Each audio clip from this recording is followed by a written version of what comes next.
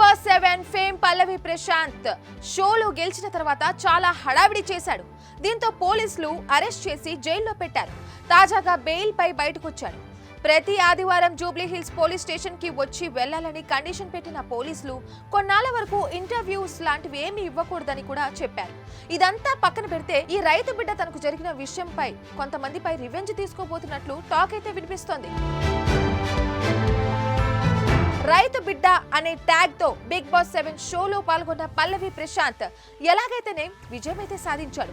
అయితే December 17న finale అయిపోయిన తర్వాత అన్నపూర్ణ స్టూడియో బయట ఇతడి ఫ్యాన్స్ అందరూ కూడా చాలా మంది వచ్చారు. దీంతో ముందు జాగ్రత్తగా పోలీసులు ప్రశాంత్ ని వేరే రూట్ నుంచి వెళ్లిపోమని చెప్పారు. కానీ ప్రశాంత్ పోలీసుల మాట కూడా లెక్క చేయకుండా తిరిగి అక్కడికి వచ్చాడు. దీంతో అతడి అభిమానులు రెచ్చిపోయారు. పలువురి కంటెస్టెంట్స్ కార్లతో పాటు ఆర్టీసీ బస్సులు, పోలీసు వాహనాలు కూడా ధ్వంసం చేశారు. దీన్ని సీరియస్ గా తీసుకున్న పోలీసులు ప్రశాంత్ ని అతడి ఊరికెళ్లి మరీ అరెస్ట్ చేశారు. కోర్టు 14 రోజులు జైలు శిక్ష విధించగా చెంచల్గూడ జైల్లో పెట్టారు. 4 రోజుల తర్వాత అతడికి బెయిల్ రావడంతో తిరిగి ఊరికెళ్లిపోయాడు.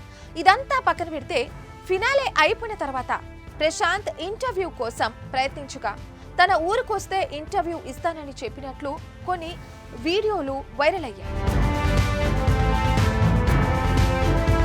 తీరా సదరు యూట్యూబర్స్ ప్రశాంత్ ఇంటర్వ్యూ కోసం అతడి ఊరికి వెళ్ళగా చాలాసేపు వెయిట్ చేయించి తమని నిర్లక్ష్యంగా వెళ్ళిపోమన్నాడని కొందరు సోషల్ మీడియాలో చెప్పుకొచ్చారు. అయితే తాను అలసిపోవడం వల్లే ఇంటర్వ్యూ ఇవ్వలేకపోయారని ప్రశాంత్ తీరిగ్గా వీడియో ఒకటి పోస్ట్ చేశాడు. కానీ అప్పటికే జరగవలసిన నష్టం అయితే జరిగిపోయింది. ప్రశాంత్ అసలు రంగు ఏంటో అందరికీ తెలిసిపోయింది. అయితే తన ఇమేజ్ డ్యామేజ్ చేసిన వారిపై ప్రశాంత్ ఇప్పుడు పరువు నష్టం దావా వేయాలని అనుకుంటున్నాడట. ఇందులో ఎంత నిజమనేది పక్కన పెడితే ఇది జరిగే పనేనా అనిపిస్తుంది. ఎందుకంటే ఇప్పటికే ప్రశాంత్ ఆర్టీసీ బస్సుల ధ్వంసం చేసిన కేసులో అరెస్ట్ అయ్యి బెయిల్ పై బయటకు వచ్చాడు. ఇలాంటి టైంలో పరువు నష్టం దావా లాంటి కొత్త తలనొప్పులు తీసుకురావడం ఎంతవరకు కరెక్ట్ అనేది చూడాలి. మరి ఈ విషయంలో నెక్స్ట్ ఏం జరుగుతుందో అనేది చూడాలి. మరిన్ని వీడియోస్ కోసం ఛానల్ ని సబ్స్క్రైబ్ చేయండి. లేటెస్ట్ అప్డేట్స్ కోసం వాట్సాప్ ఛానల్ ని ఫాలో చేయండి. అండ్ లింక్ డిస్క్రిప్షన్ లో ఉంది.